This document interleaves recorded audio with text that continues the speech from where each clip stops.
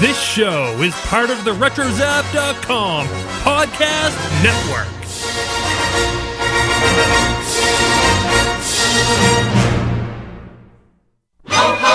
Class Starship, Sabers, and Scoundrels is much more than an employee benefit. All right, so as I was saying, 2018 is rapidly drawing to a close. But before we finally get to say goodbye to this year, we're going to take one last look at the year that was in the Star Wars galaxy. Right. But any other major events from Star Wars stand out to you from the past year, guys? I think we've pretty much covered them. I mean, we've run the gamut.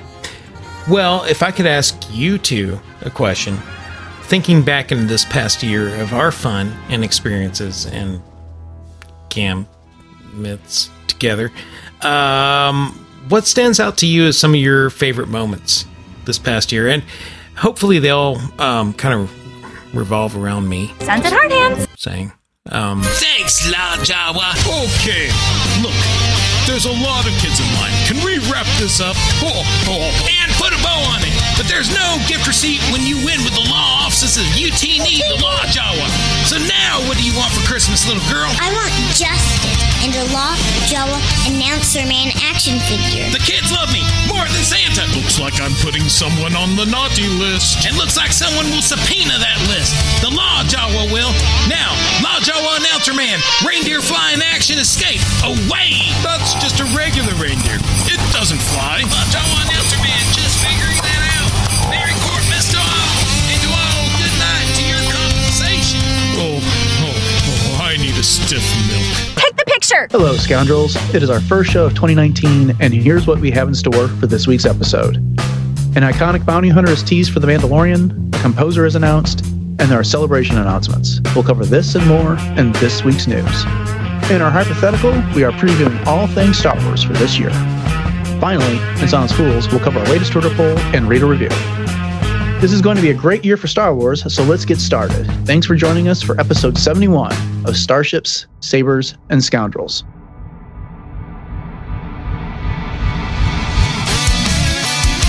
It's not a long time ago. It's not in a galaxy far, far away. It's right here, right now. Starships, Sabers, and Scoundrels. The source for Star Wars news and discussions with your hosts, Dennis Keithley. Truly, you have a dizzying intellect. Jay Krebs. Yeah, but it's custom. It's custom faded. And Darth Taxus. Why is it so big? Why is it so big? Get ready for fast-flying, saber-swinging hot space opinions from your hosts, analysis, and other stuff, fun stuff. I'm not your host. I'm just a generic, unpaid announcer. Thanks, Mario. greetings and welcome back, little scoundrels. You've returned to the podcast that is constantly looking ahead, because looking at feet is just weird. I'm your dark co-host and foreteller of doom, Darth Taxus. coming to you from the Stock Futures Algorithmic Systems room of my flagship, the Assessor Collector. And with me, as always, are my co-hosts who feel like each episode with me makes them another year older, Dennis the Phantom Menace Keithley and Jay the Hut Krebs. Dennis and Jay. Yeah, another year older with every episode. What does that make us in dog years then? Dead. 850. Hello, Scoundrels, and let us be amongst the last to wish you a Happy New Year. This is coming out, a week or so after 2019 has been successfully rung in. This is the first time that we're getting to record this year, and both Christmas and New Year's are behind us. Before we get into the show, how'd you guys do at Christmas? Get any new Star Wars swag? Well, I actually didn't get anything Star Wars related as a gift this year, but I just went out to the new box lunch that we have at our local mall. It recently just opened, and I was super excited about that. And I picked up a few really fun things. If anybody has a box lunch in their area, I highly suggest going there in person, even though the website is awesome. But I picked up this Disney style Vader cape. It's like a crepe type thing. It looks like a blazer, like a professional blazer, but it has a cape on it. And then it has like this silver embroidered Darth Vader head and a Imperial symbol on it. So I'm like super excited about that. And then I got this super cute short sleeved white satin shirt that has a scalloped edge on the bottom, but it has this really cute characterization of a bunch of Star Wars characters all over it. So it's awesome. And then I picked up a Loungefly wallet because my wallet that I bought at Hot Topic a few years ago is now falling apart, sadly. But it's one of those things that everywhere I go, it doesn't matter. Everybody always says, "Oh, I love your wallet. I love your wallet." So it's kind of been like a statement piece for me. So I'm excited to replace that out with something. And I got some Millennium Falcon socks, which are purple. So that's cool. Yeah, wow. But yeah, they're having tons of sales right now, like buy one, get two free stuff. And they have like Porg dad hats, which is because who couldn't use a Porg dad hat, right? Yeah. To start off 2019, you got to have one. But so that's been my little adventures. How about you guys? Well, I guess I was kind of boring. I mean, I got Scum and Villainy finally. Have not been able to crack it open yet, though, unfortunately. Finally got Solo on a hard copy because we just have the digital version. And got a couple action figures. That was fun. You know, my girls were thinking of me. That's cool. Yeah. Other than that, I got some new weapon systems for our podcast. And nice. Just can't wait to plug that into the old generator and see what happens, if you know what I mean. That's right.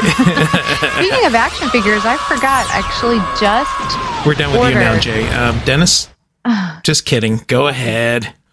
Fine. No, I don't want to now. No, I'm kidding. No, I was actually inspired because I'm rereading Dark Disciple again. And of course, I love Asajj Ventress. I was just looking around on eBay and just kind of goofing around. And I found just chilling on eBay. Yeah, absolutely. And I found the Cartoon Network Star Wars, The Clone Wars, Asajj Ventress. Oh, neat. For pretty cheap. So I just ordered that. I have Anakin and I have Grievous, but I don't have Asajj. So I'm looking forward to adding her to my collection. That's cool. Oh, that's pretty cool. You should. Well, did they make one of Quinlan Vos at all? Ever? You know what? I don't. I have an action figure of Quinlan Vos, but not from. Yeah, I do. Yeah, but not from that series. It just looks not weird. from the Tarkovsky version, right? Is that what you're talking about? Yeah, right. Okay. Yes. Okay. Yeah. Well, see, for Christmas, my Stance Star Wars socks collection grew larger. There was 4 pairs that came in a gift set, which is pretty cool. And then I got some new Star Wars T-shirts that kind of replaced some of the older ones that have started to get a little bit threadbare. So that was nice. But the big Star Wars experience I had over the holidays was A New Hope in concert, which was the weekend before Christmas, and again down at the Dallas Symphony. A lot of fun. Had really great seats. It was sitting just above the level of the orchestra, and so it was easy to look down and see them or look up and see the screen. And that's cool. It was nice because without a new Star Wars movie this December, like we've had for the past few years, that kind of made up for it. Having A New Hope there to take in a brand new way, something I'd never done before. And gosh, that music just sounds so great when it's played by a professional orchestra. You're not kidding. It just, as soon as those opening notes. So, well, actually, let me back up. Okay, I was about to ask you this. They played the Fox fanfare to start the whole thing off. Awesome. Which was really cool. And I got like a whole bunch of like giggles from the audience. Some of them were just kind of like, oh, that's funny. You'd go back to that. And some of them was just like that nervous, I'm excited type laughter that the whole thing was about to start. And, then they hit those opening notes of the Star Wars theme and it's just sit back and take it all in. It was a great, great night. A lot of fun. The Fox fanfare sounds a lot better being played professionally too, and as opposed to amateurs. I'm just saying, I've heard it. I'm not sure I've ever heard amateurs play it to make a comparison. But the other thing I'll compliment them on is that the projection of the movie was high definition. When we went and saw Jurassic Park in concert, it was like October or so, I'm not certain that one was. And so this was a slightly better viewing experience. Could they do the Jurassic Park in high definition? Because it's all, old film stuff? I would guess they'd be able to project a high definition version from something, but I don't know for certain. But anyway. No, I was just going to say about the quality of the music being performed live. It's one of those things that if you get a chance to do it, you're absolutely right. Drink it in, because Smell it all I know up. I was almost in tears. I got a chance to see A New Hope in concert over the summer with the Cleveland Orchestra. And oh my goodness, talk about the goosebumps and just bringing you right back to that original feeling of that John Williams theme music. And yeah, there's really nothing like it. Well, and the other thing about it is that we all love Star Wars. Obviously, we're doing a Star Wars podcast, but I've seen the movies of the original trilogy, I don't know how many dozens, hundreds of times, whatever it may be at this point. And sometimes it's just hard to sit down through them because they're so familiar, it almost becomes like a lullaby, if you know what I mean. Yeah. But getting to experience it in this new way just allowed me to kind of sit up, take more notice of things that I hadn't really paid attention to, especially on that large screen. In a long time. And, it was kind of funny, with our, the recent movies, Solo and Rogue One and Episode 7 and 8, those are very much movies of this millennia, of the 2000s. Sure. But you look back on A New Hope and wow, is that a 70s movie? Yeah. I had never noticed until I was just kind of, just some of the way that the shots were set up, some of the interactions between the characters. I'm not exactly sure what to put my finger on, but just, I don't know, if you find a couple other movies from that decade and then watch those and watch this, and there's a definite difference even between that and The Empire Strikes Back, the way that those are portrayed. But that's something else that occurred to me when I was watching that. Oh, by the way, I'm sorry if you hear a bunch of noise in the background, because I'm just a little, inside baseball, Scoundrels. I kind of had a little accident this past weekend and hit a puddle of water, and your old Taxus, kind of did a straight Fred Flintstone up in the air and straight down on the ground on some tile floor. And I'm doing okay. It's hurting a lot less, but I really, really hurt my coccyx. Ew, seriously? And it's really you can't say that on the radio. Well, you should Google it. CO.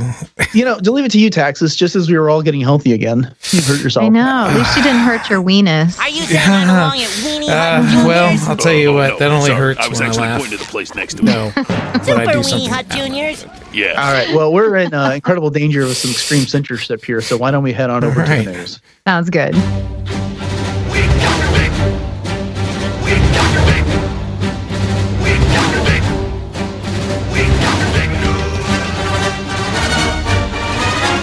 Well, now that we are back from the holidays, it's time to catch up on some Star Wars news. Jay, what do we have up first?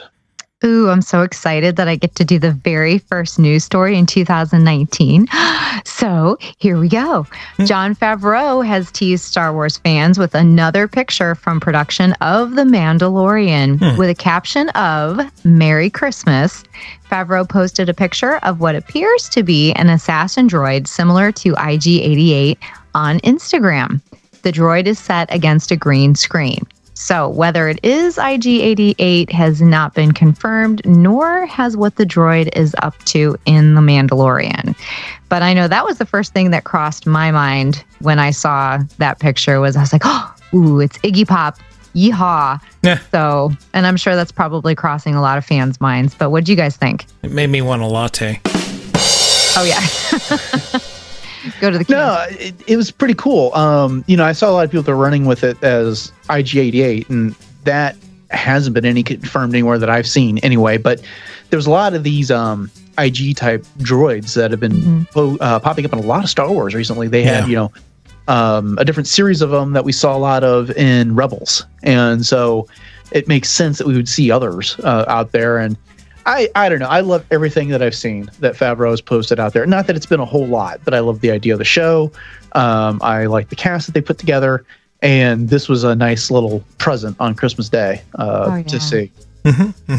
Yeah, it could be IGA 89 or 99 or I don't know, any series of them. I mean, yeah, the fact that we're presuming that's actually IG-88, you're right, Dennis. I mean, it could just be like, I don't know, some other IG-87, IG-88, yeah, could be something like that. Weren't there like 4 of them or something originally? Like they all kind of worked on a communal brain or something like that? Well, there was in the Legends, there was an earlier one like I can't remember if it was 79 or 86 or something like that. And then there was these 4 IG-88s, like A through D, and then one of them merged with the second Death Star, became the operating system of the second Death Star. They all had varying adventures, and anyway, but there was, in the Legends there was 4 of them. That hasn't been established in the current canon. But the other thing to point out is that that IG-88 was up against the green screen, and why I bring that up is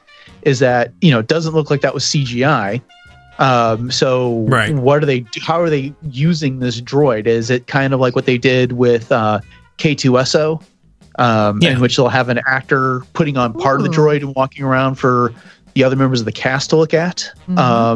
And if that's the case, maybe some of the members of this cast that we saw earlier aren't appearing in person, but maybe providing a voice for a droid. So I don't know if Werner Herzog might, be providing a droid voice for this droid or something. I don't know. Just a thought. But, I can see where he'd have a German accent. That'd be weird. I was going to say, or we could have a Robot Chicken crossover, and it could be his really obnoxious cousin, THX 1138. There you go. Well, it's raised a good question, though. I mean, we've never seen one of those things actually walking. In fact, if I remember correctly, I think I was reading this from like the costume book or whatever. They built that thing and they were surprised that it stayed standing for so long. Or something like that when they had to shoot that scene. But yeah, it was very kind of haphazard from what I remember. But yeah, so I think it'd be interesting to see it wrecking havoc. And whatever else it wrecks, But so speaking of the Mandalorian, it also has a composer. Yay. I mean, everybody needs a composer. The Star Wars show recently announced that Ludwig Göransson will write the score for the upcoming live-action television show. Göransson has composed soundtracks for Black Panther, Cred 2, Venom, and Fruitvale Station. Fruitvale Station? Wait a minute. Isn't that an online game or something? No idea. I have no idea. But he has done a number of things for some online stuff. Oh, really? So, yeah, I think Fruitvale Station is a game. That's weird. Interesting. Yeah, that's, I guess, if the check clears. Yeah. I didn't know who he was actually until the creds came up for Black Panther and Creed. But I am glad that you got this news piece because I always mess up Black Panther and say Pink Panther. Yeah. Never fails. Even just when I was in box lunch and we were looking at clothes, I was like, oh, look, it's a Pink Panther. Wait, no, Black Panther shirt. So, yeah. I mean, Wakanda forever. Pink's manly. I have to admit, I'm aware of the movie that was in Black Panther, Creed, and Venom, but, so there was also stuff that he did not compose. It was a bit more contemporary. He decomposed. Hip-hop and stuff like that in there. So I am aware of the Black Panther theme that he created, which is really cool. Yeah. But I'm going to have to go back and check out some of the other music that was in those movies to get a better feel of what he can do. But I liked Creed. Did really good. Felt like the original. Yeah. All right. Well, Jay, what else do we have going on? Oh, we've got some episode 9 news. Todd Fisher was noted in an interview with Good Morning America that the possibilities for Princess Leia, or General Organa if you prefer, are wide open in the next movie. Fisher is quoted as saying, quote, "There's a lot of minutes of footage. I don't mean just outtakes. This is unused, new content that could be woven into the storyline. That's what's going to give everybody such a great kick. It's going to look like it was meant to be. Like it was shot yesterday," unquote. How exciting is this? Yeah. So, like, what if it's a bunch of home movies, like from Super 8s and stuff that they just cobbled together? Well, it's deliberately not that because they said it's going to be unused movie footage from the earlier movie. But we all want to see Princess Leia, General Organa, however you prefer to call her at this point, get a great send off in this movie. And it would have been great if Carrie Fisher were around, but we're just past the 2nd anniversary of her death, which is unfortunate and sad. But I'm I'm glad that it sounds like that they have enough stuff that this is not going to be something that comes off as forced. Right. No pun intended. That this is going to be that they should be able to come up with something that's natural. And Todd Fisher has been pretty positive all along over the past 2 years that they're going to be able to do something worthy of Carrie Fisher. But I hate to say take it with a grain of salt, but I also would say maybe temper your expectations. Might be the better way of putting it. But so can I ask another question? So why was Todd Fisher on Good Morning America? I mean, is he like touting a book or something, or did they just bring him on just to ask him this question? No, he was talking about a variety of things that had to do with Carrie Fisher. I think again it was after the second anniversary of her death. Gotcha. Okay. And there's no. When I looked up the story on their website, I didn't find any actual footage, so it looks like it was more like an interview that they then transcribed portions of it of.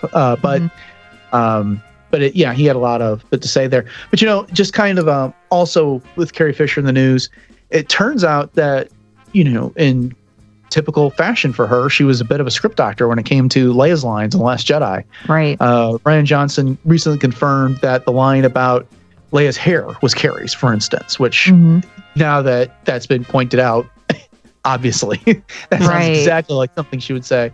And then apparently she was also responsible for the dialogue, I believe, in the farewell scene between Leia and Holdo. That's great.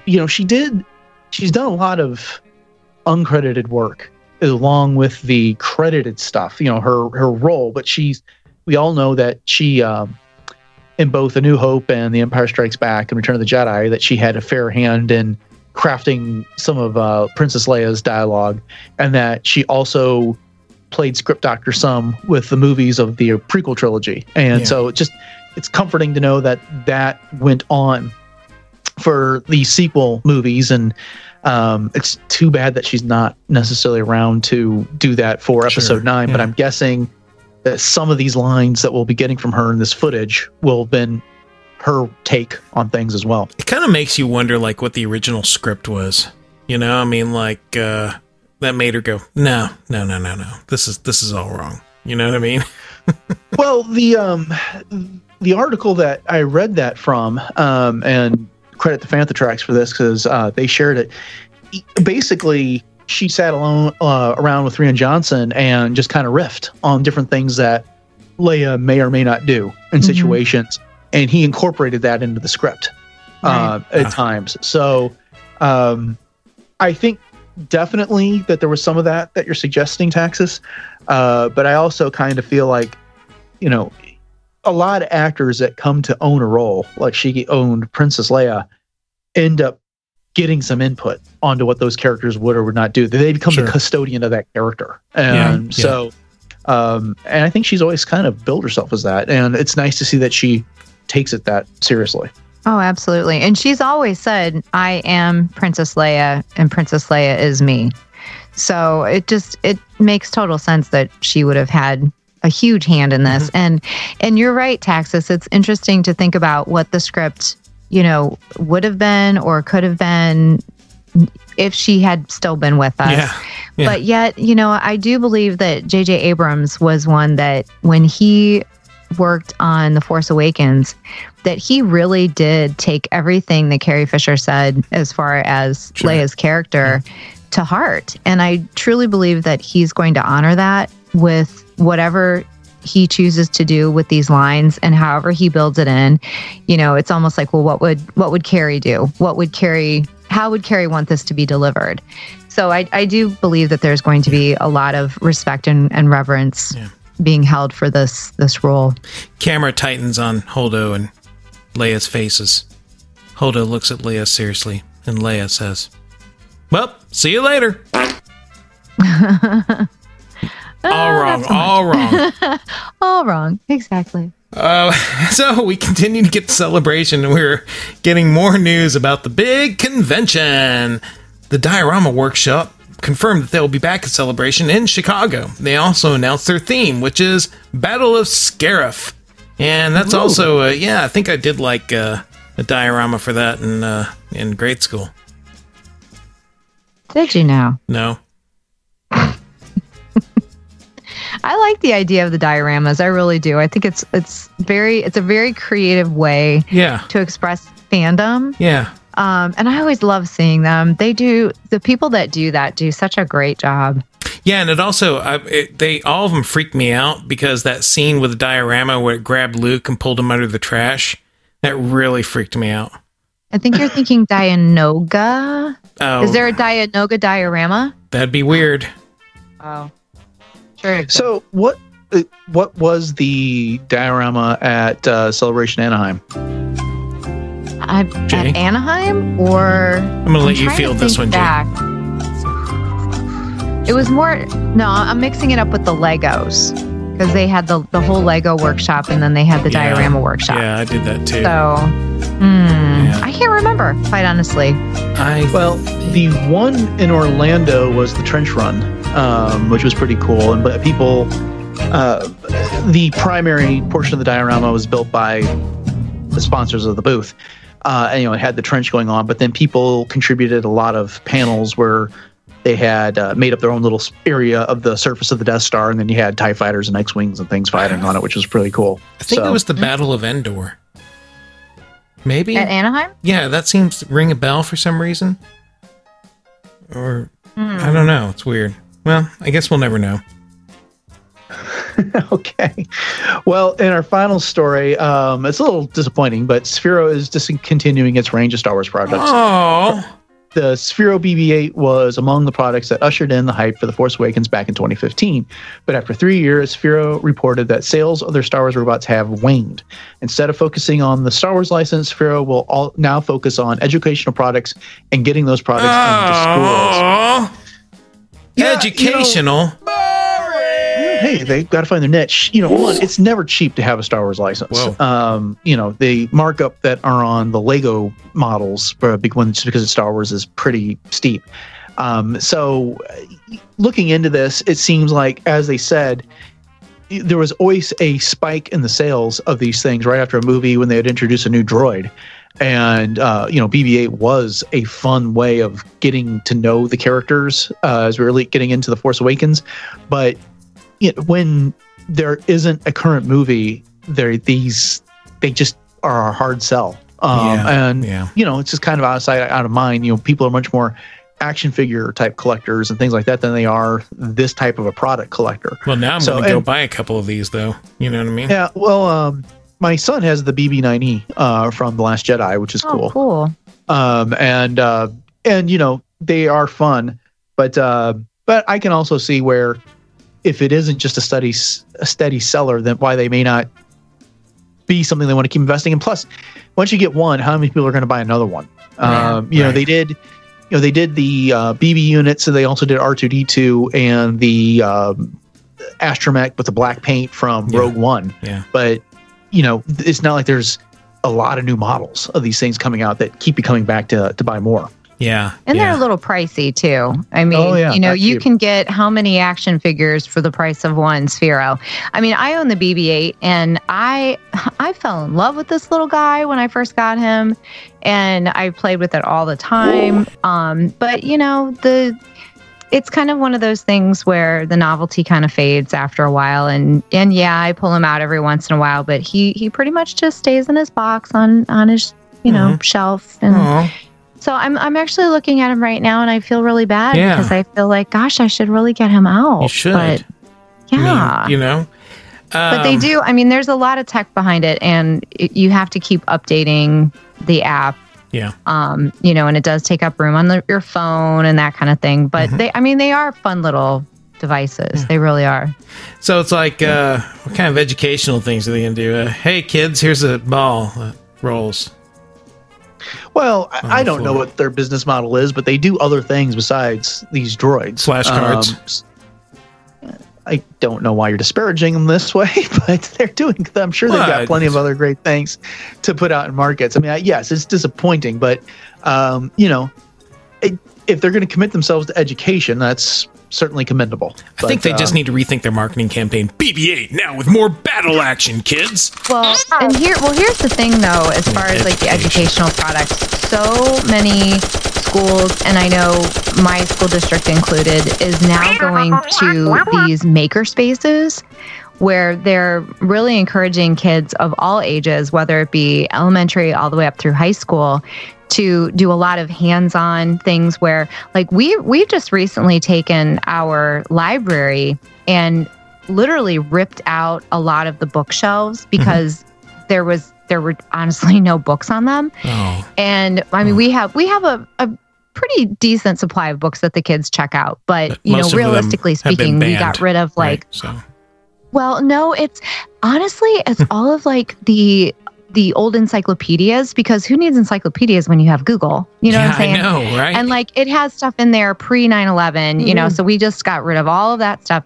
So they're bringing in 3D printers and they're bringing in, you know, all of these different kinds of things. So I'm wondering if Sphero is jumping on that kind of a bandwagon where they're going to be providing more makerspace type products. Like, you know what I mean? Rolling that books. Certainly seems like it would be within the realm. All right. Well, I think that's going to do it for this week's news. You can find more on these stories and others at retrozap.com, Coffee with Kenobi, theforce.net, Jedi News, Fantha Tracks, and StarWars.com.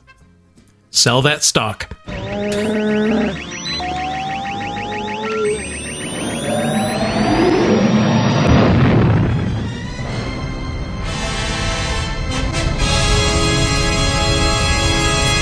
On episode 70, we took a look back at the year that was 2018. On this episode, we're taking a look ahead at the year to come with a preview of Star Wars in 2019. So this is a companion episode to the last episode where, you know, we kind of talked about books and movies and television and all the wonderful things that happened in Star Wars last year. And 2019 is shaping up to be an even bigger year for Star Wars. So we thought we'd kind of look and see what's on the schedule so far. And right off the top, I think maybe we'll address novels and books. We've got up first coming in January, really right the day after this is getting released, is Pirate's Price by Lou Anders. This is going to be a junior novel. It's part of the Flight of the Falcon series. Now, we don't typically get into the junior novels, but I couldn't resist adding this one to the list because it's a team up between Han, Chewbacca, and Hondo Ohnaka. And I think I'm going to get it just for that because that just sounds like such a fun pairing. I can just see those three, the potential for banter between those three just seems like too much fun. Right. Absolutely. And I don't know how this one escaped my radar because I had no idea that this one was even coming out. But like you said, perhaps it's because it's a junior novel, which I love junior novels, nothing against them. But yeah, this is going to be really, really cool. I mean, I have a smile on my face right now just thinking about it. Like you said, the banter between them. And yeah, definitely going to pick this one up. Well, I'm a little, I don't know. I just kind of feel like I was hoping to see Hondo actually kind of team up with a young Han Solo at some point on the silver screen. And maybe we could still have that and work this in. But this almost makes me kind of feel like, nope, they're never going to do that, you know, because they're working. Well, never say never. We've had plenty of people that have teamed up in books that have also been in movies together. So I don't know. This, you know, I think the likelihood of getting that story is better in a book than it is on a movie. As much as we all love Hondo Ohnaka, I don't know that he's going to be a priority to get on screen. Now, that may change with Galaxy's Edge, but we'll get that to that in a bit. Up next, we have Queen Shadow by E.K. Johnston, which is a young adult novel which features Padme and her handmaidens as Padme ends her tenure as queen and becomes a senator. That's out in March. Very confusing political situation they have. Look, I thought this was a legit Master and Apprentice follows that up in April. That's by Claudia Gray. Real excited about that. Know. Yeah, you know, she's written 3 home runs with Lost Stars, Leia, Princess of Alderaan, and Bloodline. So this one is about Qui-Gon and Obi-Wan, set before The Phantom Menace. Then we get The Alphabet Squadron by Alexander Freed, which comes out June 4th. Freed has previously written Battlefront and the Rogue One novelization. He's also been a writer for the Old Republic comics, if you're a fan of those. Probably the big one for this crew is Thrawn Treason, coming by Timothy Zahn, coming in July of 2019. So before I get too presumptuous here, of all these books, which ones are you all looking the most forward to? I'm going to have to say Queen Shadow. This one for me, and what really sparks my interest in this one is not just because it's Padme, but there was also a recent episode of Kanata's Castle in which Becca Benjamin and Red 5 Mom were talking about the handmaidens and how handmaidens basically came into service and doing some, speculation and that type of thing. So that really got the wheels in my old brain pan thinking about this a lot more. So I'm really hoping that this will shed some light on some of that backstory of the relationship between Padme and her handmaidens, obviously. So yeah, I'm very much looking forward to that. And of course, it's leading us up to the 20th anniversary of The Phantom Menace, too, which is perfect. Yep. And we'll be covering that here in a bit, too. How about you, Taxus? Which one of these are you most interested in? I'm going to go, okay, so Thrawn Treason, of course, I'm really excited about. Plus, it's going to be like a little birthday present for me. The Master and Apprentice, I am, because I just really like, stories of Qui-Gon and Obi-Wan together. So that's what I'm interested in seeing. Yeah, I'm with you. I think Claudia Gray has been probably the most consistent writer of novels in the new canon, I should say. I'm very intrigued by the Alphabet Squadron. This is, a book that takes place between Return of the Jedi and The Force Awakens, which I think is still a relatively underexplored area of time in Star Wars. So I'm very curious with that one. And you may have noticed, but all these novels really just run through the first part of this year. And we named off 5, which is as many as we got. Well, I mean, it's really 4 if you don't include Pirate's Price because it's a junior novel. But even these 4 puts us almost at the exact same total of novels that we had last year, which was 5. Yeah. And that included 2 movie adaptations. So, it's going to be a good year for books. I expect that we'll probably see several more books announced as part of a Journey to Episode 9 type of situation, because we've had that for both The Force Awakens and The Last Jedi. And we'll be addressing this as well a little bit later, but we have plenty of room for potential announcements at Star Wars Celebration, and there's a bunch of authors that are going to show up there, so I wouldn't be too surprised if we get other novel announcements then. Outside the world of novels, but still within the realm of books, we have the Star Wars Icons Han Solo, which is a reference book by Gina McIntyre, coming on April 2nd. And the Star Wars Alien Archive Species Guide, which is coming out April 30th. Now, that's in the United States. It's already been released in the United Kingdom, so they got to jump on us there. I'm kind of looking forward to that one a lot. I think those are both going to be fun. Related to the books, but is the comics. And we don't have a lot of announcements yet for the upcoming year. Star Wars, the flagship series, is ongoing. They're kind of marching towards the Empire Strikes Back. I wouldn't be surprised if at some point this year we get to the Empire Strikes Back and the story in that comic changes quite a bit. Dr. Aphra is still ongoing. We just had, I think, issue 27, so it's still got room to places to go. The Age of Republic, Age of Rebellion, Age of Resistance series is moving along. We have the miniseries, the Darth Vader Dark Visions. But so are those listed? I know, Jay, you don't read a lot of the comics as they come out, but is there anything that's intrigued you or you're hoping to see this year in comics? Well, I think either with the comics or even possibly with books or novels, I'm really hoping to see something even Clone Wars related, since we're going to be seeing the return of the Clone Wars, or even possibly some sort of a companion sort of throwback for, once again, the anniversary of The Phantom Menace, possibly. So I don't know if that fits into the comic realm at all, or if there's any room for any of that. But I'm really digging Dr. Aphra, and I'm really looking forward to some new stuff there. So. Yeah. How about you, Taxus? I'm kind of interested in what they do with the whole leading into Empire Strikes Back, and mainly, I guess, because there's a lot of the flip side of that they can fill in too between Empire and Return of the Jedi. They could come up with some interesting stories to fill that void. Republic, Rebellion, Resistance. I guess wait and see what that's all about. Of course, I always love me some Aphra, so I'm glad that's continuing. So I have done no research. And then Vader. That's cool. As far as these series we've got, the Age of Republic, the first 2 issues were focused on Qui-Gon and Darth Maul. They kind of alternate. They do a hero and then a villain and a hero and a villain. And the one that just came out prior to this recording was Obi-Wan, which I haven't had a chance to read yet. But if you want some good Phantom Menace era stuff, check out the Age of Republic comics. Those have been really good. Jody Hauser's been writing those. I highly recommend them. I am hoping that as we get towards the second half of the year and we start getting more details about Episode 9, that there are a few comics that are in that Journey to Episode 9 series. Poe Dameron just ended, but that gave us our first post The Last Jedi content and our only post Last Jedi content so far, which is pretty good. I highly recommend that, but it's not much. It was one brief short adventure, and it barely featured Poe and anyone else that we're familiar with.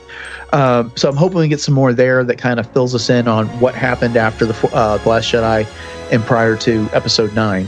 And yeah, they've been putting out a lot of good content lately, so I'm excited to see what else they come up with there. Jay, you've been alluding to it with both of our past couple categories, but the other big thing happening in May is the 20th anniversary of the Phantom Menace. There hasn't been any official announcements from Lucasfilm, but I'm kind of hoping that there's something to commemorate that, with the and we'll get into this a bit on our next topic, but at the last celebration, that was the 40th anniversary of A New Hope, and that was really featured then with the first day's panel. So I'm hoping that there is something, some sort of content around that we get to, I don't know, maybe, documentaries that we haven't seen before, or some behind the scenes footage would be great. There's been a lot of that in the past, but it would be great to see more of it. Oh, absolutely. And I'm hoping, and of course, we're going to be talking about Celebration here in just a second, but I'm really, really hoping that there's going to be some sort of a panel at Celebration commemorating that too. I mean, I would love to see some of the original cast members. Ahmad Best, I know he's kind of alluded to possibly maybe, doing some public speaking and that type of thing. So it'd be really cool to see something including him, even just like a one-man show kind of thing from him. But yeah, new merchandise. I mean, of course, all the merch. Gotta get your hands on all the merch, right? Absolutely.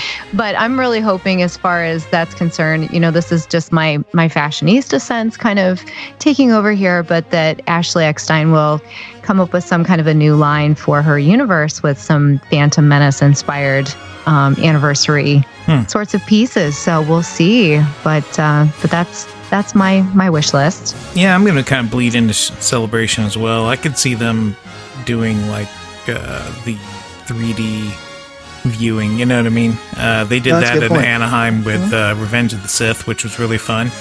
And yeah, they didn't give us any of that at Orlando Celebration. Yeah. So I mean, did they release Phantom Menace in 3D ever?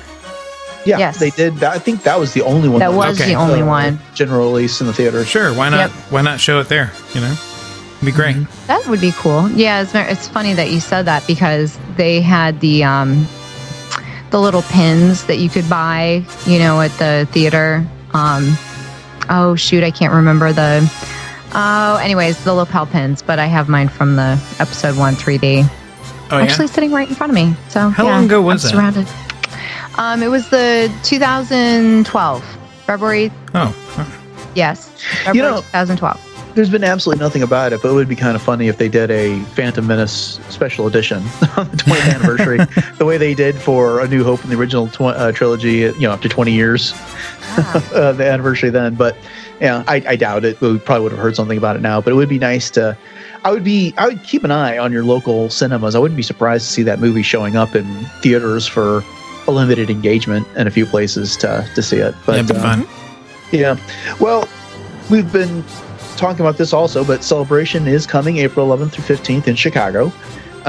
We've already had various hosts announced, including Warwick Davis on the Celebration, the main stage, Amy Ratcliffe and David Collins on the kind of behind-the-scenes stages on the digital stage.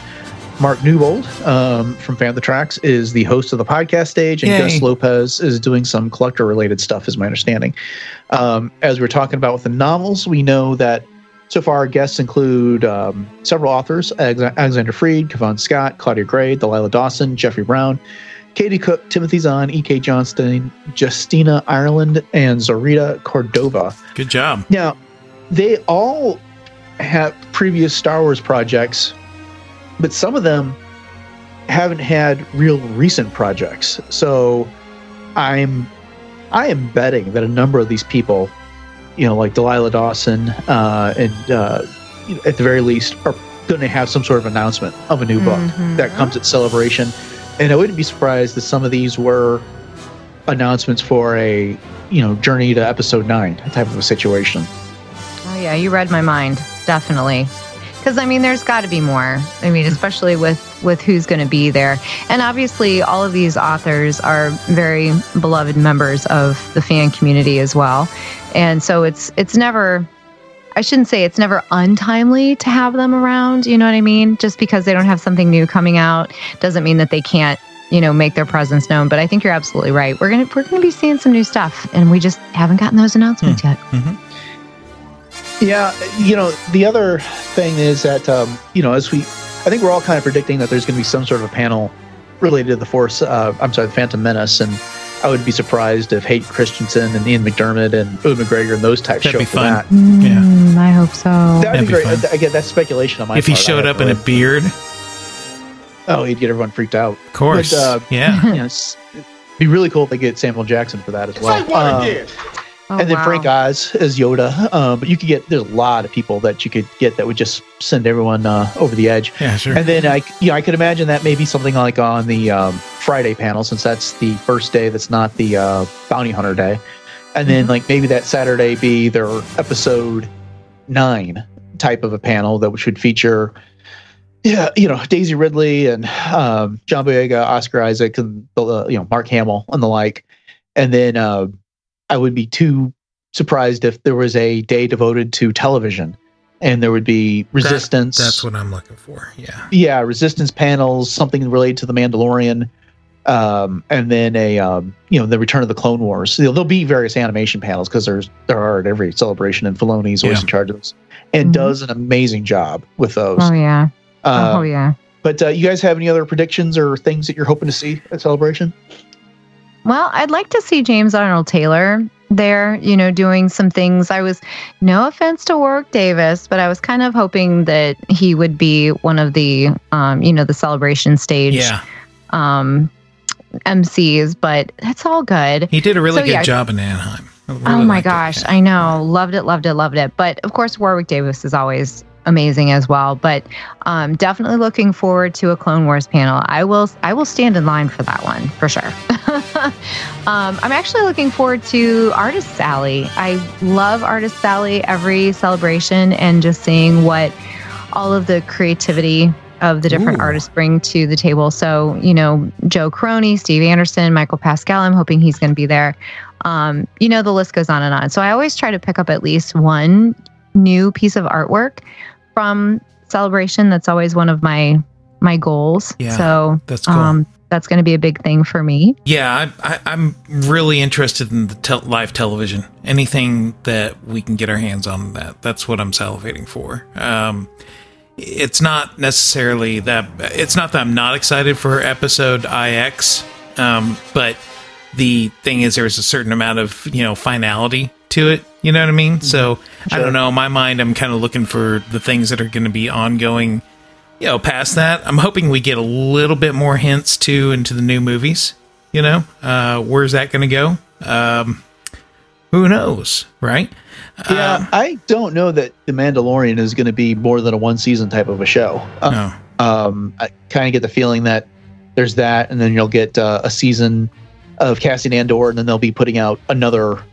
It's not to say that there wouldn't be another season of Mandalorian at some point, but I don't think the idea behind those is necessarily to do one season right after the other. But that being said, I think you're absolutely correct that Celebration is going to be the place that we're going to start seeing footage in a volume that we haven't seen it previously. We could, the title, the name, the official title for episode 9 is coming any day now. But in the past, that's a weird name for it. We've had teasers and for The Force Awakens and The Last Jedi, all that stuff by now.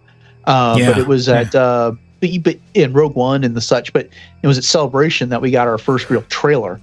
And so I think, Taxus, you're absolutely right. We're going to probably be getting more live footage of the Mandalorian at Celebration than any place else up until then. And I guess we're going to probably get some sort of a teaser clip or maybe even a first episode of the Clone Wars, and that'd be cool. and a new episode of Resistance if they hold true with what they did at Rebels at the previous 2 celebrations. Yeah, there better be a really big cliffhanger with that one, because remember how excited Jay, did you get in and see the Rebels preview in Anaheim? Yep. Oh man, I remember that because I tried sitting next to you. Oh, stop it! But you had your gorilla of handlers. Yeah, all my handlers around me. That's right. So yeah, of course, there's tons of Star Wars celebrities that show up at Celebration, and most of them are available for autographs or photo ops. Is there? We kind of covered this in a Twitter poll not too long ago, but that was from the sequel or the Disney-related Star Wars movies. But is there any particular celebrity that you're hoping shows up there that you want to either get an autograph from or take a picture with? Besides Jay? Yeah, I have to figure out all of my cosplay, options. So I have some things in mind, but yeah. Well, thanks, honey. Appreciate that. For me, I'm hoping for Amy Allen again. Actually, Ayla Secura, because I've gotten a chance to speak with her at all the celebrations that I've been to, and she's just so incredibly gracious, and she remembers me, which is amazing. So, so hi, Amy. I hope that you're doing well, and that we'll see you again. And actually, Daniel Logan, I want to see him again, and Ray Park, because they're just fans. Ray Park's awesome. I mean, they really are. And but as far as the newbies, I guess you could say, I would love to meet Daisy Ridley, which we've said, Adam Driver. And there's a few others that are on my list, but it just really depends on how my budget holds out. Yep. Sure. Yeah. We'll see. How about you guys? Well, I mean, there haven't been a whole bunch of people announced yet, but I would love to see. You know what? I hope Vanessa Marshall's there. You can mark that. Oh my gosh, how could I forget Vanessa? Yeah. Hi, Vanessa. I love you, Vanessa. I want to come see you. Everybody still loves Rebels, and I hope the Rebels cast does make some sort of, somewhere. You know what I'm saying? Some of them at least, make an appearance. And, well, hey, you never know, that could clue us into maybe some future with those characters as well. You never know. But, I'm not sure if Billy D would make it, but that would be cool. I mean, that's good experience. Of course, if nobody's met or gotten Anthony Daniels' autograph, that's worth it too. So much. He's such a great entertainer. And yeah, so I mean, but they really haven't announced that many people, though, have they? No, they haven't announced any of the actors. This was just kind of a wish list type of a question. Hey, I mean, for me, I'll throw Cassian Andor in there. Whatever his name is. I'll make you look it up this time. Daphne Zuniga, isn't that it? No. For me, it's like at the last celebration, I made it a priority to meet the cast of Rebels, and as much as I would love to see them again, I'm going to wait and see who else is coming before I make a final plan on that. But wow, I don't know. It's I think. I doubt he'll be there. I can't imagine to be there, but Harrison Ford would be great to see there. I mean, that would be one that I'd consider standing in line for. The problem is, as much as I like meeting them and getting the autographs, it is such a time sink. Yeah, it is. Commitment, waiting those lines for those. And I also got to say that, it's also the one place that people start to lose their cool the most. Because they, it's when they see someone getting a disproportionate amount of time with one of these celebrities at the front, and it's just kind of like, okay, let's move this along type of a thing. So, that just means they're cooler than you. It's okay, guys. Just get used to it. But so that's celebration is going to be fun. It's going to figure into this podcast quite a bit. Yeah, I'm getting excited. March and April, we'll have lots to say about it. But let's move along. Of course, we've got television coming up, and we've been talking about that quite a bit. Resistance resumes on January 13th. We have the titles of the next 3 episodes, which are Bebo, Dangerous Business, and the Doza Dilemma, which I haven't looked at any. I'm not even sure if there are descriptions of these episodes out there, but those titles are very suggestive, especially the last one. Yeah, I'll say. Might be seeing with Doza. It's a dilemma, isn't it, Doza? He's a naughty Doza. But you guys have any predictions for what's going to be happening in this series? I do. Go ahead. Yeah, so I predict that Bebo is going to encounter a wizard who's going to task him with going on a quest with 12 dwarves to go rescue...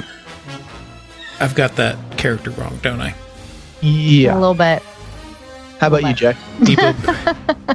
Well, I don't know necessarily about predictions so much as maybe a short list of things that I would like to see moving forward.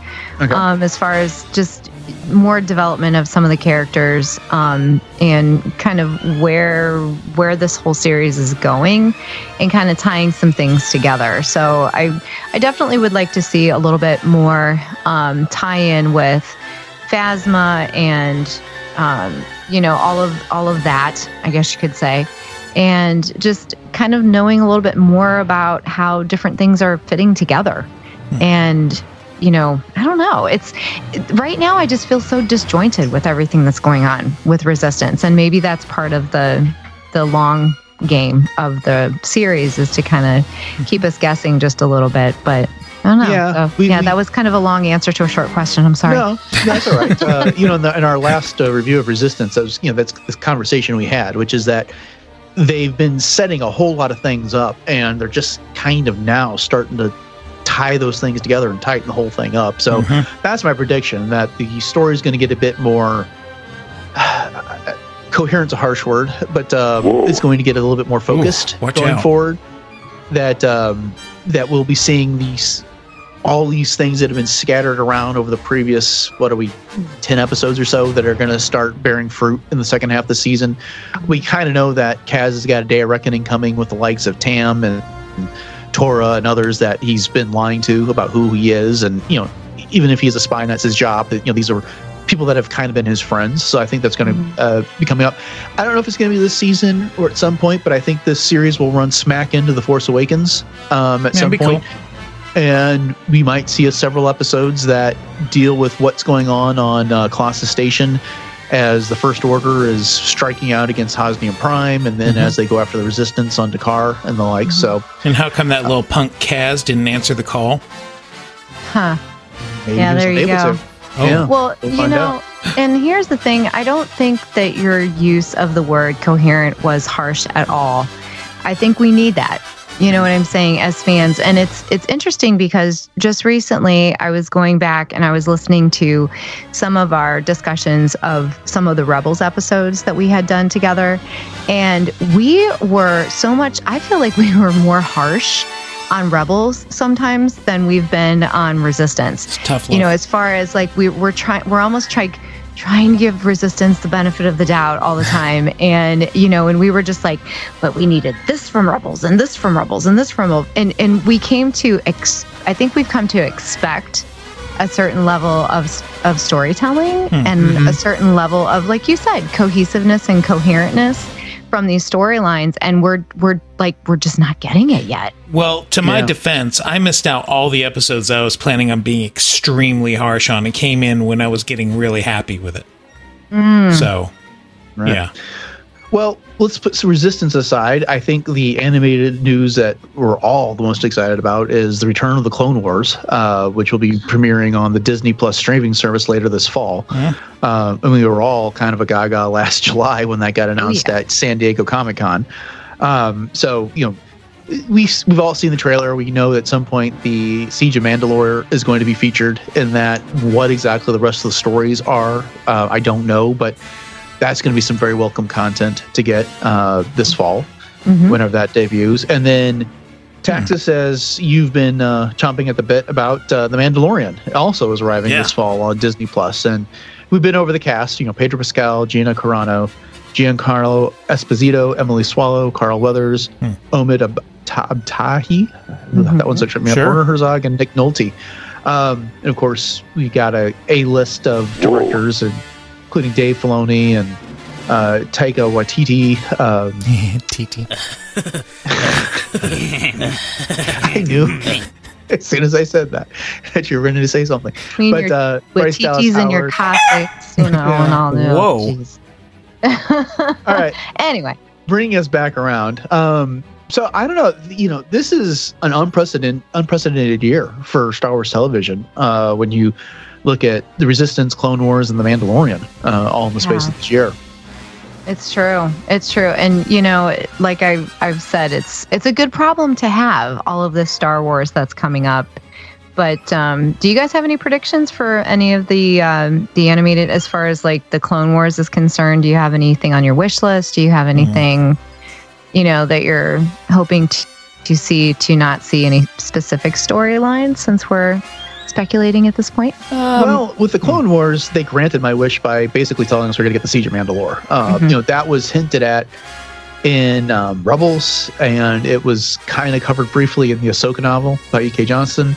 And that is the story that I've wanted to see, because, we should get Maul in that, and, plenty good Mandalorian battle action, and our clone troopers and Ahsoka, and that's all I need. That's a lot right there. Yeah, I'm kind of hoping there's a little bit of connection to the Mandalorian. Thank you, I will. In the Siege of Mandalore, maybe there's some sort of hints or something. I mean, I don't know, some sort of weird interconnectivity, maybe just something that we don't even know they're doing until we see the Mandalorian, and then we're like, oh wait, you know what I mean? Yeah. And because let's face it, only super nerds are going to be watching this stuff because we're the ones that are going to be paying for it. True. Right? So why not throw in those deep cuts for us, Absolutely. And I didn't mean to cut you off. Speaking of cuts, I just get that's really okay. excited I don't about mind my if you Clone cut me Wars. off because it. What? Okay. You were. No, sorry. Go ahead, Jay. Well, for me, the one thing I wanted to say about the Clone Wars, as far as I guess you could say speculation or whatnot, is that the Clone Wars has always had a history and reputation of being very dark in some of the storylines, very adult oriented, I guess you could say, for an animated series. And I love that about the Clone Wars. So I'm really hoping to see more of that gritty storyline kind of thing coming up. I'd love to see more Asajj Ventress. I'd love to see some of the even like Dark Disciple storyline come into play. Yeah. Could you see that with Voss and Asajj? Oh my lord, that would be so awesome. And and even exploring some of the more intricate relationships, let's just say, between possibly Anakin and Padme. Little things like that. Of course, I'm not just all about the romance and that type of thing. I mean, I want to see some killing and gore and that kind of stuff. Sorry, but no, I think the Clone Wars is a perfect opportunity to explore some of that. Yeah. At least I'm hoping. No, there's lots of potential there. I suspect we'll probably get something that's a bit more Force-oriented, and I would not be surprised if we got another episode or two that kind of foreshadows the fall of Anakin. And I kind of expect this series to end up with us right at the beginning of Revenge of the Sith.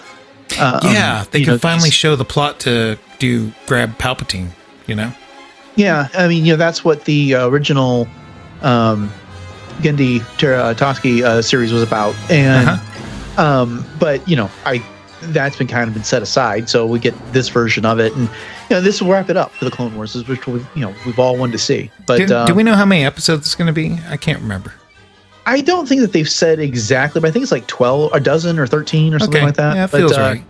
Yeah, but that should be enough to wrap it up. I mean, they've farmed out a bunch of these stories for other places, so it would be cool to see some of the Dark Disciple stuff.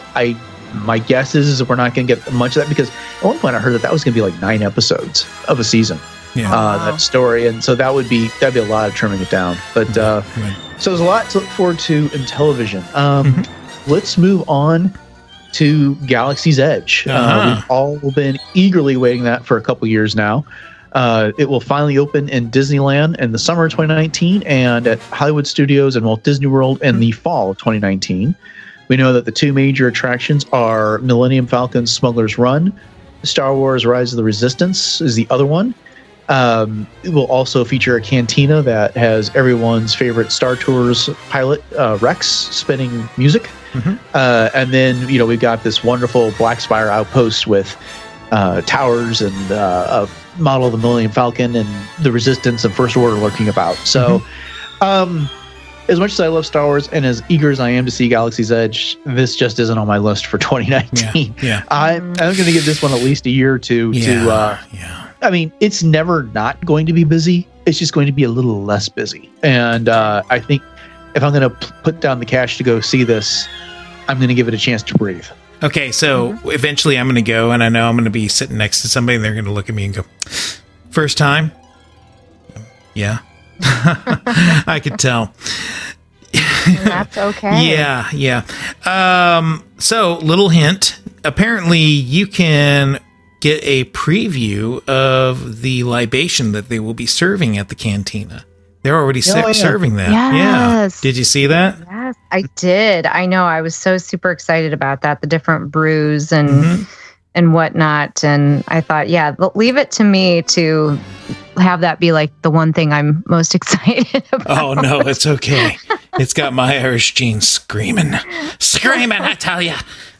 Well, I mean, some of that's going to come out, even to the general public possibly, but who knows? See, I wish they would sell it in stores, but of course I know that they won't because, you got to go there. Yeah, it's part of the draw of going there. And one of the things that they're trying to do is replicate the success of the Butterbeer over at Hogwarts at Universal Studios, which the sales alone pretty much paid for that expansion to those parks.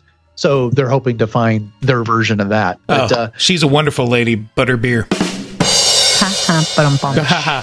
But you can find recipes for that on Pinterest. So just saying.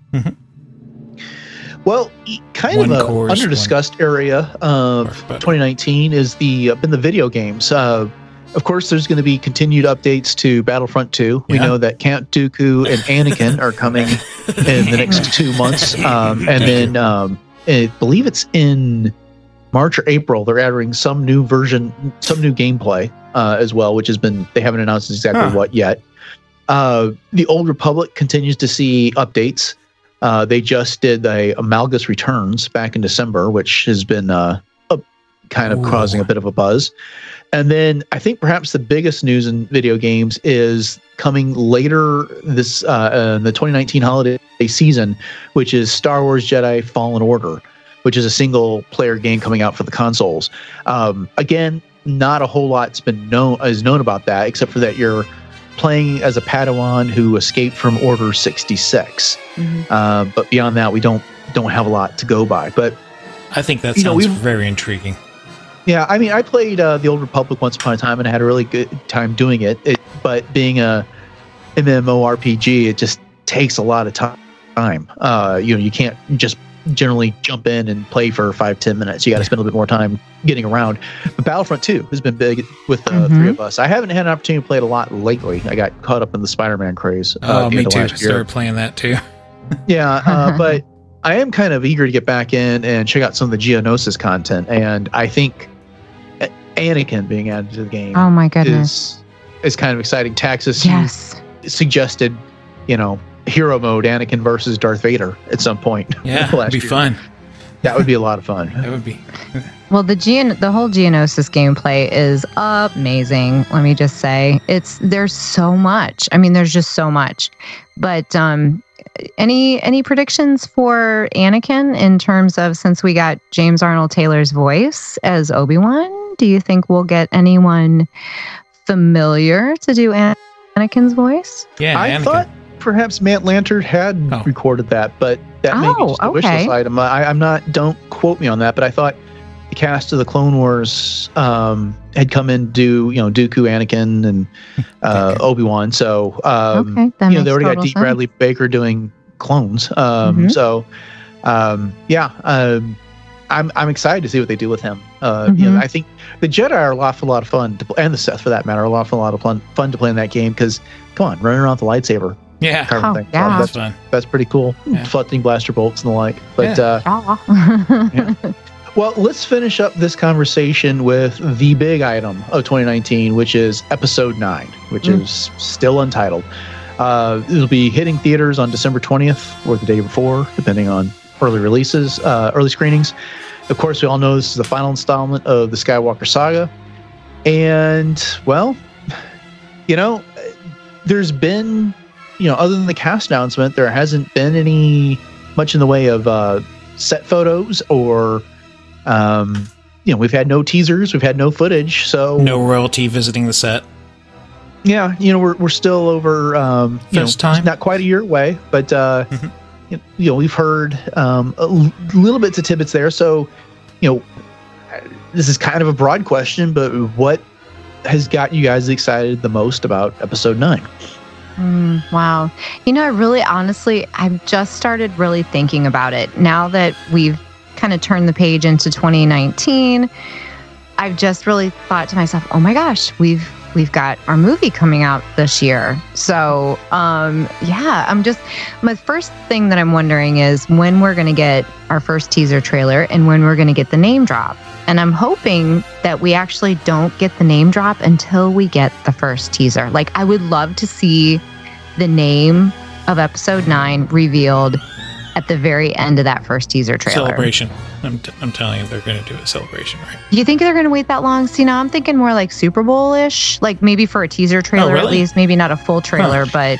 Well, there's some precedence for that, because, we got the teaser for Solo, the teaser for Solo at the Super Bowl last year. I would not be surprised if something similar happens, and I could envision a scenario where we get something on social media, Episode 9 title release, teaser trailer coming on Good Morning America tomorrow, or during the Super Bowl, in the expanded version on Good Morning. That's what they did last year. So I would be surprised if that happened.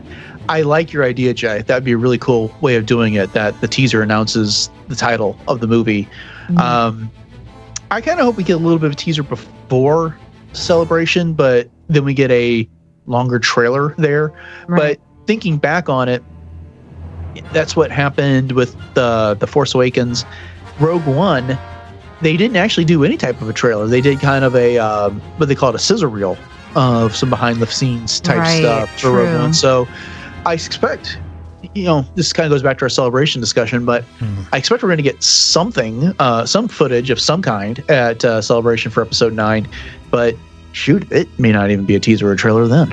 Well, I can't imagine that they wouldn't, because the natives would be extremely restless if they didn't get if we didn't get something at Celebration. I mean, we'll probably know at least the title by then. Oh yeah, I would hope. But I'm thinking back to like what you said with the sizzle reel with Rogue One, and that wasn't until July. So Lord have mercy. I hope that's not going to be the case, that we have to wait clear till summertime. Yeah, and I guess the other thing that was hampering Rogue One was that all those reshoots that were occurring at the same time. And so, and hey, that initial teaser we had for Rogue One, how much of that stuff was not in the movie? Yeah, totally. Was altered. So, thanks, Carrie Fisher, for re-altering those. But she had everything to do with that. Right, right. So, so I've got a friend who's predicting that the movie will start with a re-word. Not like a re-word like we were just saying with Carrie Fisher, but like revenge or return. Oh, yeah. Could be renege of the promise or reassessment of the something. Yeah, it's I don't funny know. that you say that, because my son and I, just today, we were in the car and we were talking about this and saying that it was probably going to be some kind of an R word, because we had Return of the Jedi, Revenge of the Sith as being the last two. So we were sitting there going, Rejuvenation of Hope. Like, we think Hope's going to be in there, because that's funny. He did too. He thought Hope was going to be in there too. Yeah, it's weird. Rise of the Force. Right, Rise of the Force, Rise of Hope. Yeah. Rise of the Rebellion. I don't know. We can figure that out. I think Hope's going to be in there somewhere, because the very, very first movie even though it was episode 4. Reapplication of the Force. Reunification of hope. I'm terrible at coming with titles. Get out the thesaurus, people. Well, that's the coverage of the official events, but we all kind of got personal Star Wars plans and goals coming up for the year. As far as the podcast is concerned, we're going to have plenty of celebration coverage. We'll likely be doing another Scoundrels Summer Book Club, and the details of which will be coming later. We'll continue our coverage of Resistance. And then as we get into the new shows this fall, we'll be discussing The Mandalorian and Clone Wars. And then, of course, this April, the plan is to... Excuse me just a second. Oh, no. Clear. Plan is to not die. You're talking for 45 minutes. I'm just dry. Sorry. Dry like Tatooine. Yeah, but then this April, with the return of the Phantom Menace, or the anniversary of the Phantom Menace, I should say, we'll be doing a lot of coverage around that. So, that's kind of some of the podcast plans. Personally, I am going to participate in the Star Wars Rival Run Weekend at Disney World, April 4th to the 7th, which is first running races I've done in a long time. So I'm training for that right now. Do y'all have other plans this year that revolve around Star Wars? I'm so proud of you. Can I just say, with the running, I'm so jealous. I wish I could do some of that myself. But yeah, me too. Yeah, so I'm going to be rooting you on from the sidelines, but yeah, me too. But yeah, well, one of the things I'm looking forward to, we were talking about Star Wars in concert, and I know the Cleveland Orchestra this summer is continuing with The Empire Strikes Back as the next installment. Ooh. So I'm definitely going to be catching that one. And of course, with Celebration, I'm looking forward to just creating some new cosplay, whether it be something that I'm modeling after a current costume or taking my own sort of play on it, like I did the last time with my steampunk C-3PO. We'll see. But yeah, I mean, that's probably that, and just kind of taking it all in. I mean, there's going to be so much, like we said, Star Wars this year, that just kind of drinking it all in and enjoying every minute of it. I'm going to work on some stuff, and there's things that I'm doing too. And I don't know, Celebration's kind of got me excited. Might have to work on the exclusive Starships, Sabers, and Scoundrels Taxus only limited edition Insta podcast stage mobile version. I don't know. Still kind of. That can be like a blow up kind of thing. You do what you want behind closed doors, and I will. But yeah, I don't know. I'm still trying to. Oh, okay. That's okay. Yeah. But no, I don't know. I was just kind of like thinking it'd be kind of fun to kind of do sort of guerrilla action like that for fun.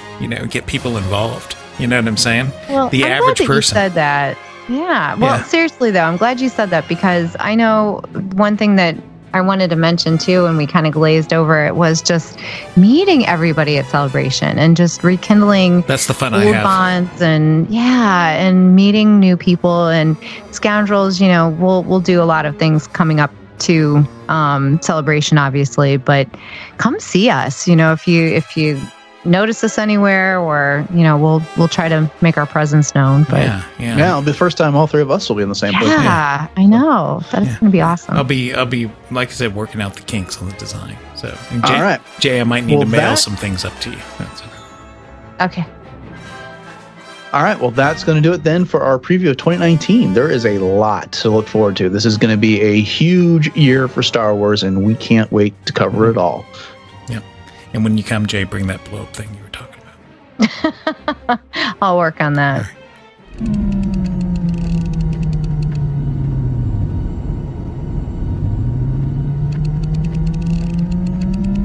It's time for Silence Fools! So the Scoundrels were quiet. Can't blame them with the holidays. So we're going to do a little something different with Silence Fools. Skuldrin, also known as Steven, over at Roko Depot, reviews a lot of Star Wars related podcasts each week. He rates them and highlights some of the best shows, and kind of gives you an idea of the audio quality, the production quality, and just summarizes what you find in every one of the episodes. This past week, he gave Starships, Sabers, and Scoundrels a great rating, and it was his second pick of the week. But here's his review. He says, episode 70 is their year in review show as they touch on Star Wars Rebels, Star Wars Resistance, The Mandalorian, Cassian Andor series, the Clone Wars returning news, movies and Disney wanting to slow things down, books, comics, celebration news, Galaxy's Edge, favorite memories, and a new Law Jawa skit, which is really funny. Great episode. I'll have to go listen to it. Yeah. We did spectacular.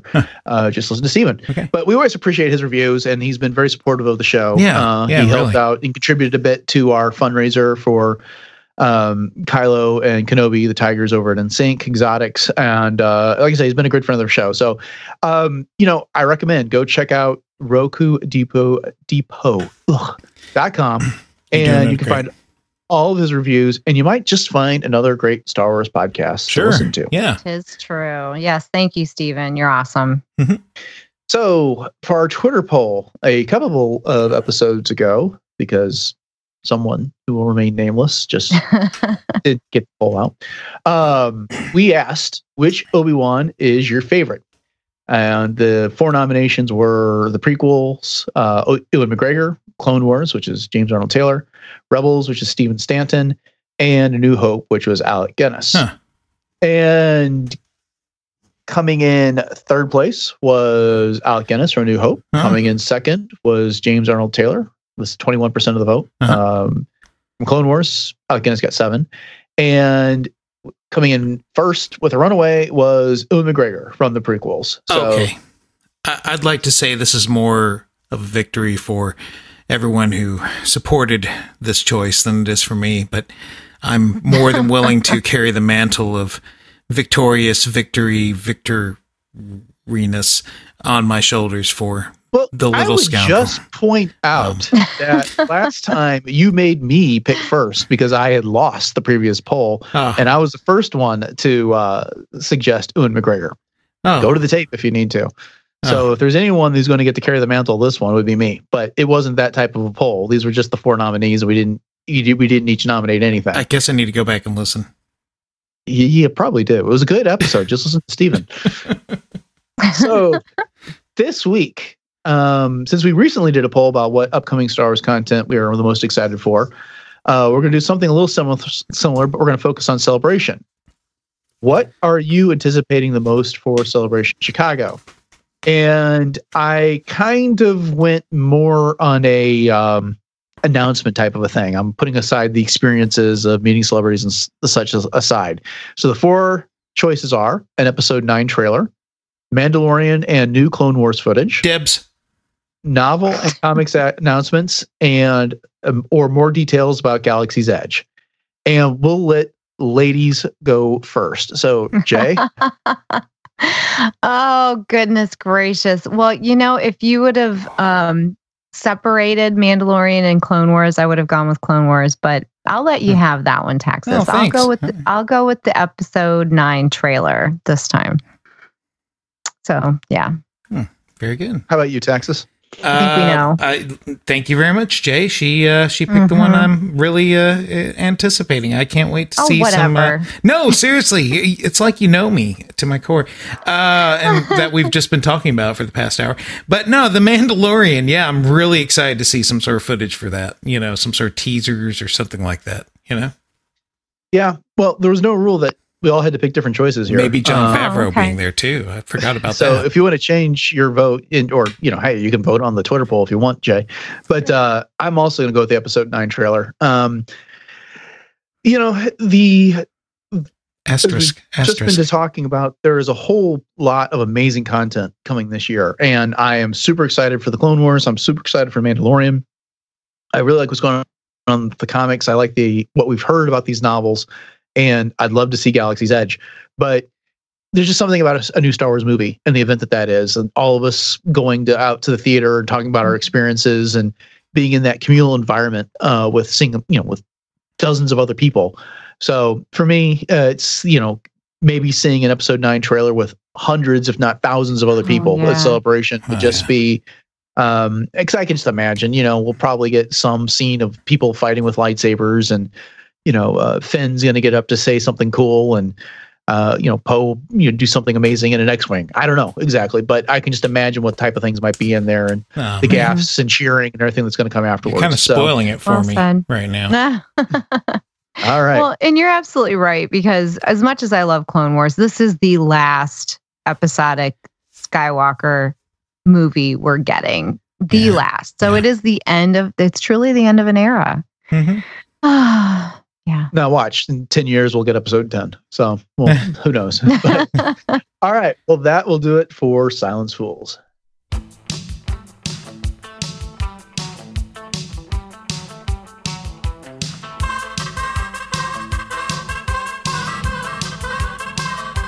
Okay. Well, it's about time to finish this episode. So what do you two have coming up this week? Going into 2019 is going to be the same way I ended 2018. Right here on Starship, Sabers, and Scoundrels. But of course, you can always find my blogs on Coffee with Kenobi, as well as my Core Worlds Couture fashion review blogs. Looking forward to 2019 with a lot more That's So Wizard content. And so that's what's going on with me. How about you, Taxus? Well, this week I plan on reading a Calvin and Hobbes compilation. But the week after that, the Geek Supreme comes back with Scott Murray, Jeff McGee, and Regina Davis. And we talk about a lot of things geeky in a supreme manner.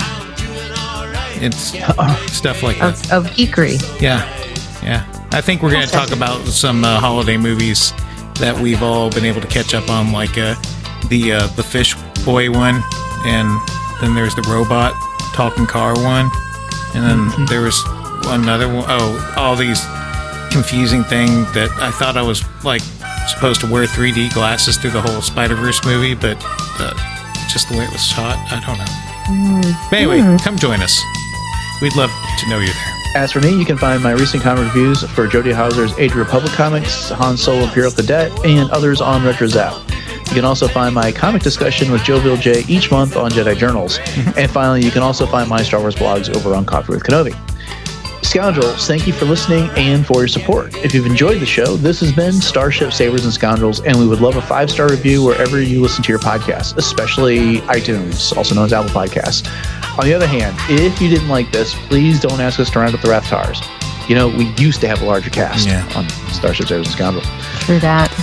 With that in mind, we do appreciate your Twitter and Facebook posts, sharing the show with your social media friends. And special thanks to everyone that has taken the time to share our show or left us an Apple Podcast review.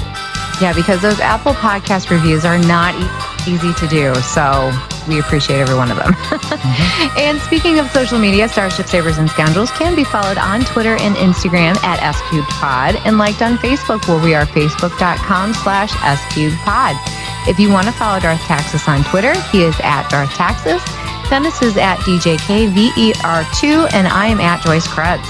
Don't forget about our page on the RetroZap Discord server. We'll be there talking about novels, comics, and everything Star Wars. You can find links to that in our show notes and on our social media.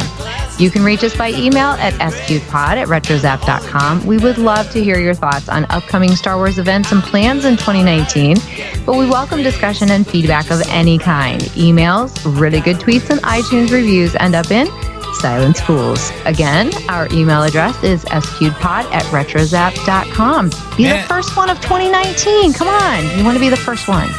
Everyone does. All right. Way to put pressure on them.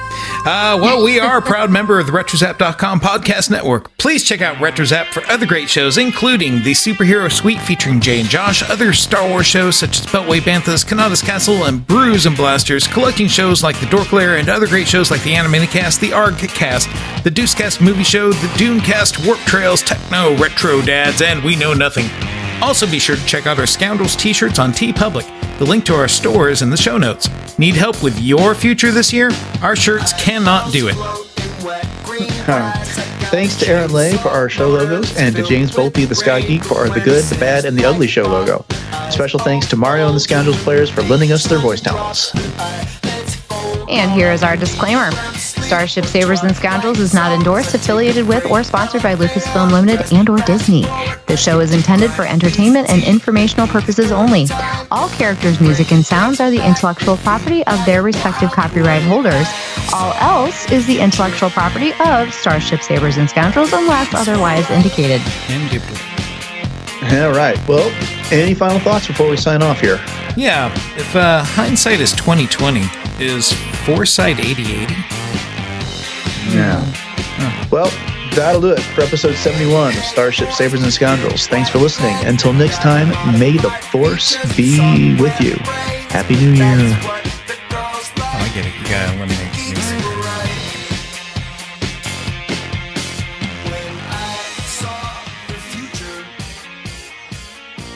But yeah, so I'm really looking forward to, in a very bittersweet way, of course. I think that this, we'll get to more with episode 9 later on in our hypothetical, obviously, but it's going to be a very, very bittersweet experience, to say the least. Definitely. Taxus, what else is going on? Oh, geez, sorry, I totally lost my space. Hold on one second. I know it was such a touching moment. You had to take a moment. I'm right. Yeah, I'm holding my coccyx.